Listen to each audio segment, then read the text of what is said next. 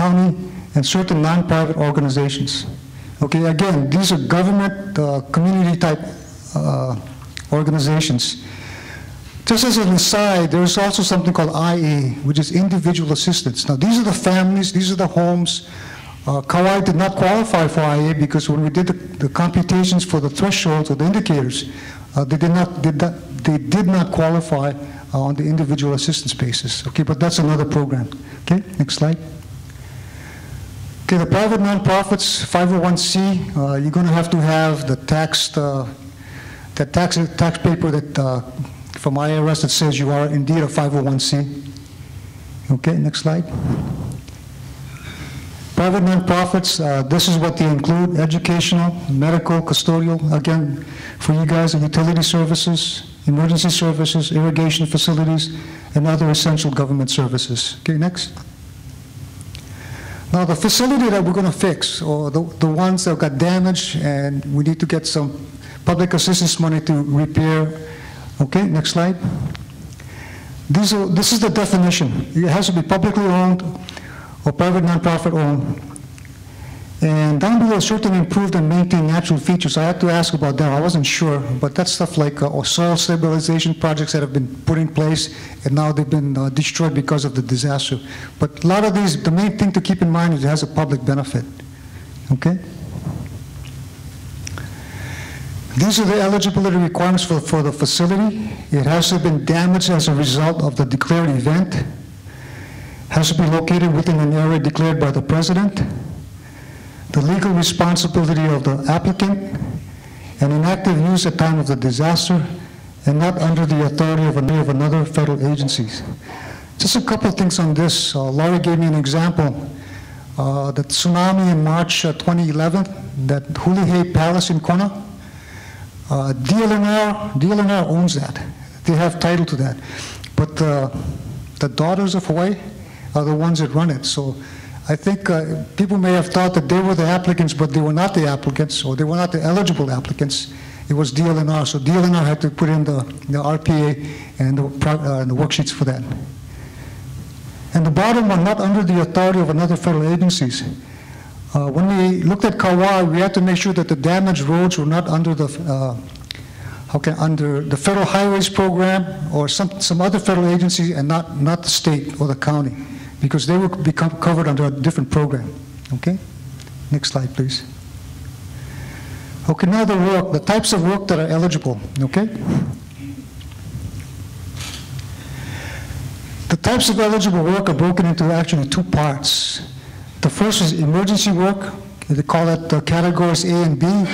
A being debris removal, and B, emergency protective measures. Then we go into permanent work. They call it categories C through G. Roads and bridges, water control facilities, public utilities, equipment, and other parks and recreation. And one note on this, and one of my biggest responsibilities is to do a state hazard mitigation plan. We have to do this for the states. We have to do this every 3 years, and it has to be approved by FEMA. Ours is due October of next year. If I do not have an approved hazard mitigation plan for the state and approved by FEMA, I am ineligible. The state is ineligible for categories C through G permanent work. So this is the kind of stuff that's ongoing and the requirements that we have with FEMA. Okay, next slide.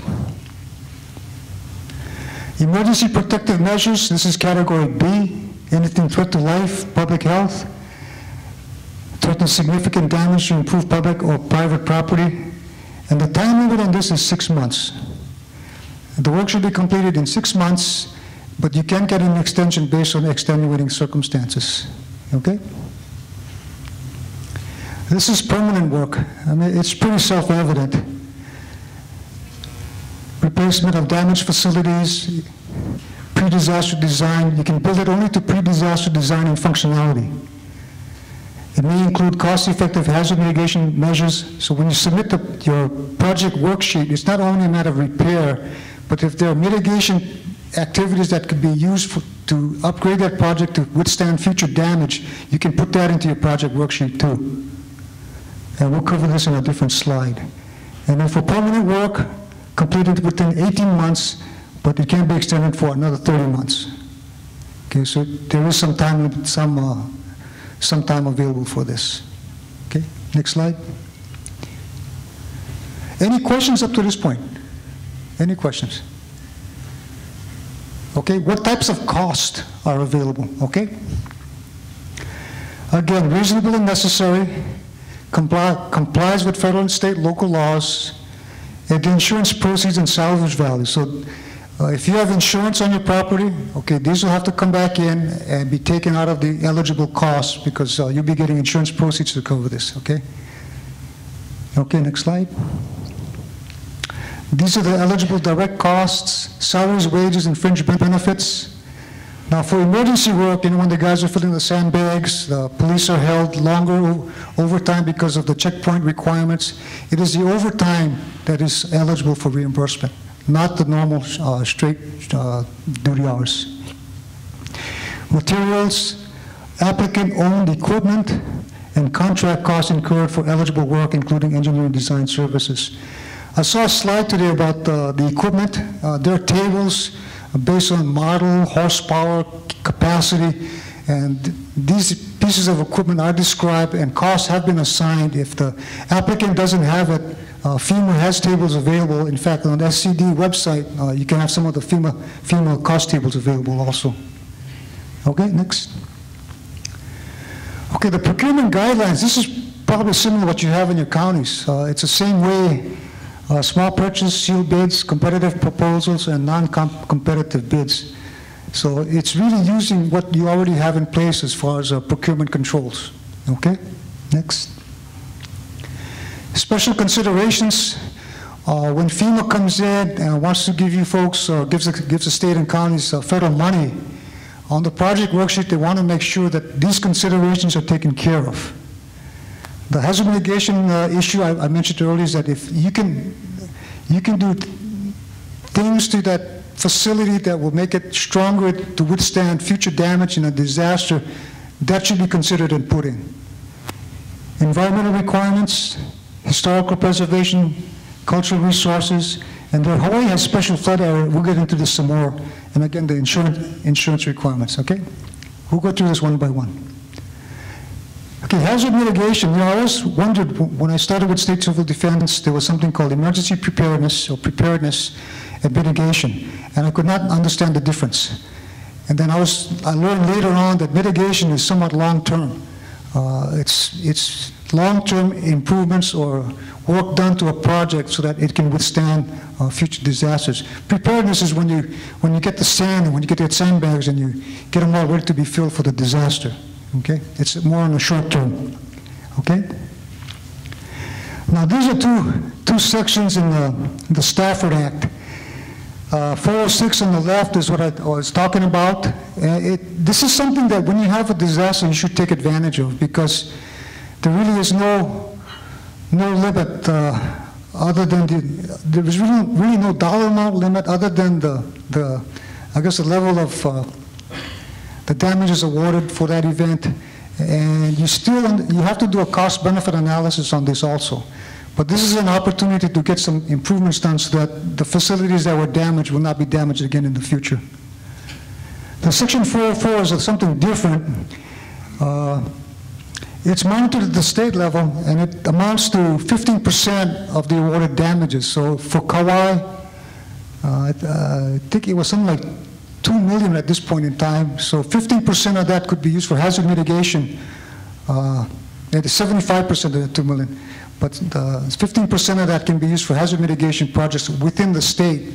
So if we had a project in the Big Island that was critical, we could use some of that money for that, even though the disaster occurred in Kauai.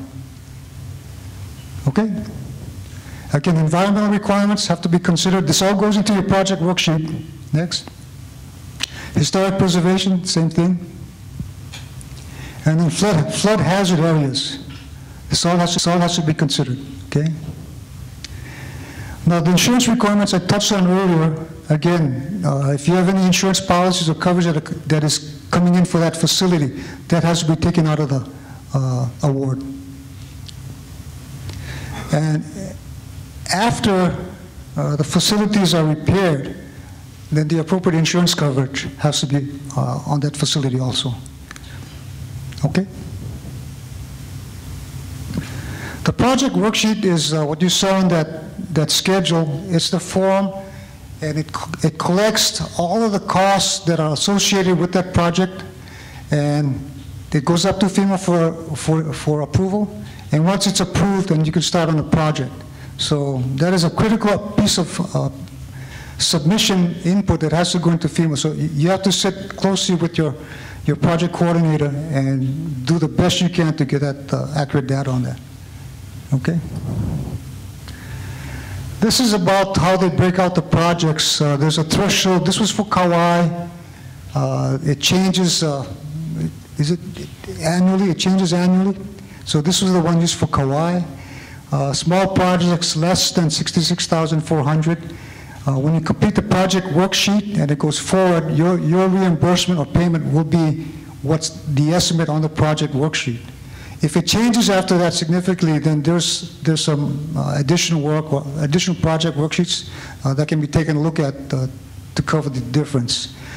For the large projects that are 66,400 or greater, it's paid on the actual cost. So as the money comes in and the invoices come in, and as you pay it, the total amount of the actual cost is what you get reimbursed.